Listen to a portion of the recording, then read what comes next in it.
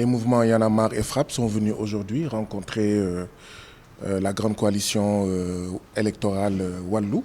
ici au siège du PDS, pour partager avec eux nos inquiétudes, pour partager avec eux nos craintes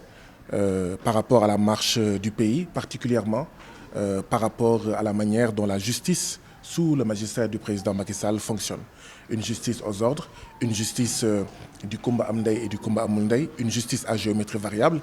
une justice qui a transformé notre pays en groupe WhatsApp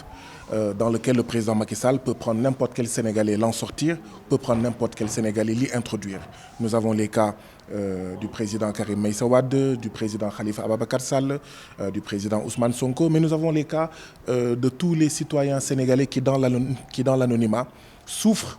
des graves dysfonctionnements de la justice sénégalaise manipulée, instrumentalisée par le président Macky Sall. Le dernier en date de notre frère et camarade Kilifeu,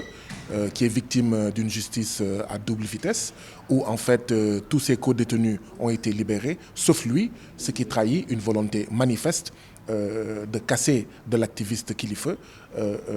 d'emprisonner le plus longtemps possible un membre de Y en a marre et de décrédibiliser un mouvement. La délégation qui a représenté la coalition Wallu va rendre compte aux différents membres de la coalition. D'une part, la réflexion va se poursuivre. D'autre part, les différentes composantes de la coalition Wallu seront informées et pourront, elles aussi, ces différentes composantes, réfléchir, voir si en fait cette question-là les intéresse. Dans les jours à venir, dans les semaines à venir, certainement, des forces vont se retrouver, des organisations vont se retrouver, parce que Y en a marre et Frappe, c'était cela leur objectif, voir comment regrouper les forces vives de ce pays-là. Et dans ces forces vives de ce pays, il y a les partis politiques. Dans ces forces vives de ce pays, il y a les partis politiques organisés dans la coalition Wallu.